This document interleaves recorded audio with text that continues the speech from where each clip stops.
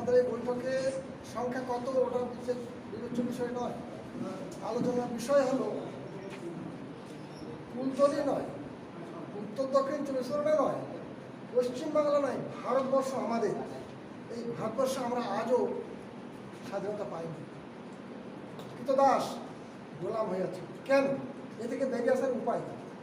আজকের এই গুরুত্বপূর্ণ বৈঠকে যিনি সম্পৃক্ত করছেন আমাদের কেন্দ্রীয় নেতৃত্ব ধন্যবাদ চৌধুরী বিকাশ চ্যাটার্জি, তিনি রাষ্ট্রীয় অধ্যক্ষ শিল্প মোর্চা। বামসেপের পর দুটো শক্তিশালী সংগঠন আছে আমাদের শাখা, একটা হচ্ছে ভারত মুক্তি মোর্চা, আর একটা রাষ্ট্রীয় পিছড়া বর্গ মোর্চা। ওবিসি ওবিসিদের সংখ্যা ভারতে 52%। শুধু ওবিসি যদি খেপে যায়, প্রধানমন্ত্রী পর্যন্ত কোথায় যে চলে যাবে, মুখ্যমন্ত্রী নয়, প্রধানমন্ত্রী রাষ্ট্রপতি সব পদ ছেড়ে সিট ছেড়ে পালাবে। আমাদের ওবিসিদেরকে তারা এমন ইঞ্জেকশন দিয়ে রেখেছে, এরা কলাপস হয়ে গেছে, ঠান্ডা হয়ে গেছে, শীতল হয়ে গেছে, হাত পা গরম নেই, শ্যাক দিয়ে দেখছি তো আমরা নাড়ি চলছে না। কারণটা কি? এই ইঞ্জেকশনটা এইখানে দেয়নি, ব্রেনে দিয়েছে, আমাদের ব্রেনকে তারা কোলাপস করে দিয়েছে। সেটা কি? বাবা সাহেব আম্বেদকর সারা জীবন ধরে যে কথা বলেছেন, লিখেছেন, ভাষণ দিয়েছেন, বড় বড় বড় বই লিখেছেন, তার সাহিত্য আমাদের সমাজের লোকেরা পড়ে, জানেন।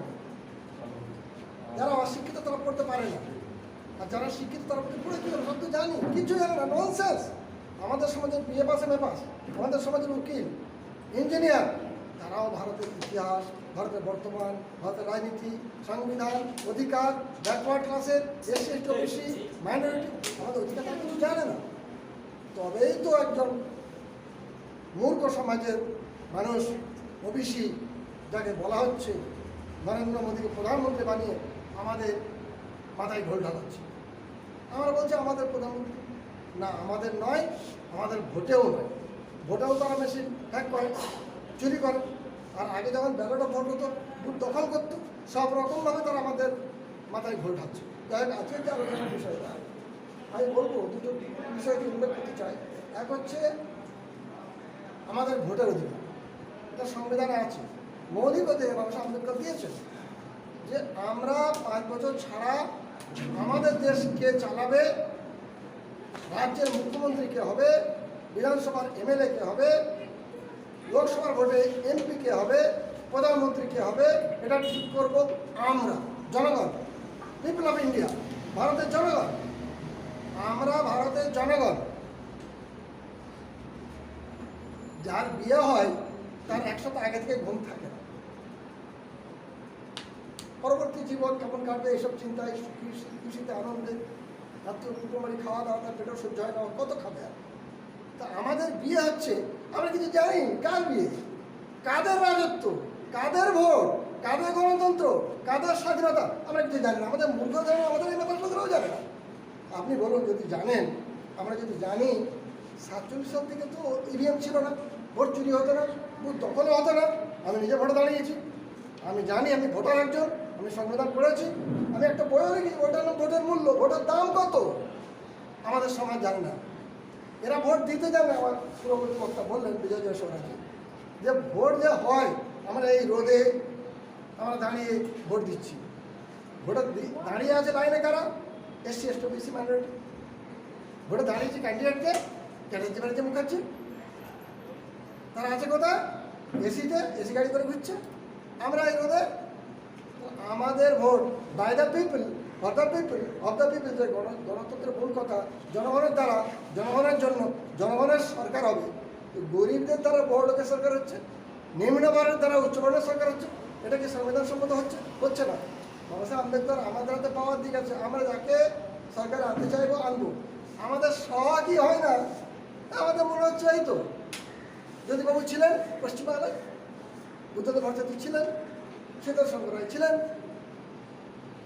তারপরে মমতা ব্যানার্জি আছেন, এরপরে আরও কেউ চ্যাটার্জি আসবেন। আমাদের কারো ইচ্ছাও নেই, আমাদের কারো শখ হয় না, আমাদের লোক কবে মুখ্যমন্ত্রী হবে না, ওটা আমাদের ভাগ্যে নেই। ভাগ্য তো আমরাই করবো। ভোট আমাদের 85, 90, 95, 98, পশ্চিমবাংলায় 98% ভোট আমাদের। ব্রাহ্মণ মাত্র 2%, তারা হচ্ছে লাইন দিয়ে একটার পর একটা আসছে, আমাদের লাইন লাগছে না। এর মানে আমরা সংবিধান বুঝি না, ভোটের মূল্য বুঝি না, ভোটের অধিকার বুঝি না, ভোটের ক্ষমতা বুঝি না। আমাদের ভোটে আমরা আমাদের সমাজের লোককে, গরিবকে, দলিতকে, এসসি এসটি ওবিসি মাইনরিটিকে আমরা মুখ্যমন্ত্রী বানাতে পারি। খুব খুশির খবর একটা, যদিও ওটাও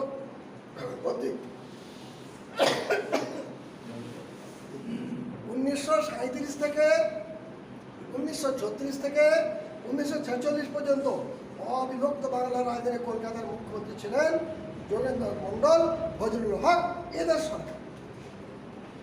আর আমাদের কথা চলে, মুসলমানদের কথা চলে, শিডিউল কাস্টের কথা চলে। ফজলুল হক ছিলেন মুসলিম, যোগেন্দ্র মণ্ডল ছিলেন শিডিউল কাস্ট।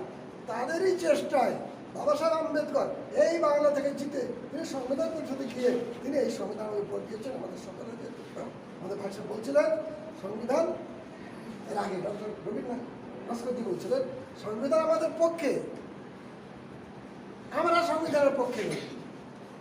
মানে অধিকার কি, ক্ষমতা কি আমরা জানি না। আমরা সেই গরিব বাড়িতে জন্মেছি, বিড়ি খেতে ভালোবাসি, এক কাপ চা হলেই আমাদের ঠিক আছে।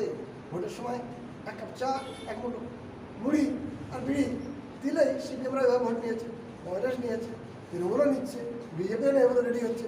আমাদের শখ হচ্ছে না যে বাই দ্য পিপল, আমরাই তো পিপল, জনগণ তো আমরাই, মাঠে ফসল ফলাই তো আমরাই তো ভারতবর্ষকে পরিচালনা করি, মানে নিচের তলায় খেটে মেহনত করে মজদুরি করে। সরকারে আমরা নেই, তার কারণ হচ্ছে আমরা আইন কারণ বুঝি না। আমরা আমাদের অধিকার, আমরা আমাদের ক্ষমতা, আমরা আমাদের সমস্যা, আমাদের সমস্যার সমাধান এগুলো আমরা জানি না। ফলে আজ আমরা এই চরম দুর্দশার মুখে পড়েছি। আজ আমাদের এত কোটি লোক মন্দিরবাসী, তারা 3% লোক ভয় দিতে সব নিয়ে নিচ্ছে। আমরা ভয় পেয়ে যাচ্ছি। আমরা সম্মিলিতভাবে ঐক্যবদ্ধভাবে ভূমালে তারা উড়ে যাবে। আমাদের লোকেরা একসঙ্গে পেচ্ছাপ করলে তারা ভেসে চলে যাবে, বন্যা হয়ে যাবে। আমরা তাদের ভয়ে লুকিয়ে আছে। নজরুল সাহেবের কবিতা আছে যে কচু মেরে লুকোচ্ছ, কচু মেরে লুকানো মানুষকে দেখা যায় না, দেখা যায় তারা ধরে মারে। তো আমরা কচু মেরে লুকিয়ে আছি। কংগ্রেস, সিপিএম, তৃণমূল, বিজেপিরা আমাদের ভোট নিয়ে, আমাদের সমর্থন নিয়ে তারা যুদ্ধ করে চলেছে। আমাদের অধিকার তারা দেয়নি, দেবেও না। আর একটা কথা বলবো সংক্ষেপে, ওবিসিদের জনগণনা, ওবিসি 52 তারা নিজেরাই জানে না। আমাকে একজন বলছেন যে সংরক্ষণ কাদের, তোমার নাম কি? আমার নাম দে, পদবিটা দে। তুমি কি ব্রাহ্মণ? বলেন আমি ওবিসি। তো তুমি ওবিসি, তোমার জন্যই তো মন্ডল কমিশন। আরে আমি তো মন্ডল কমিশনের বিরুদ্ধে। তাহলে যাদের জন্য মন্ডল কমিশন তারাই মন্ডলকে খারাপ বলছে, যাদের জন্য সংরক্ষণ তারাই সংরক্ষণকে খারাপ বলছে। যেমন বাসে, ট্রেনে মহিলাদের জন্য কিছুটা আসন রিজার্ভ করা হয়, ভিড়ের মধ্যে মহিলা হয়ে এলেও তার সিটে পুরুষরা থাকবে না, উঠে যাবে, এটা মহিলাদের সুবিধে। ওরকম এত যে উচ্চবর্ণের মানুষরা, শিক্ষিত মানুষরা তাদের দাপটে আমাদের এসসি এসটি ওবিসি মাইনরিটিরা চান্স পাবে না। বাবা সাহেব আম্বেদকর সংরক্ষণ দিয়েছে। এরা চাকরি পাবে, এরা শিক্ষা পাবে, এরা ডাক্তার হবে, উকিল হবে, ইঞ্জিনিয়ার হবে, এমএলএ হবে, এমপি হবে। এদের সমর্থনে মুখ্যমন্ত্রী, প্রধানমন্ত্রী হবে। আমাদের সব হয় না।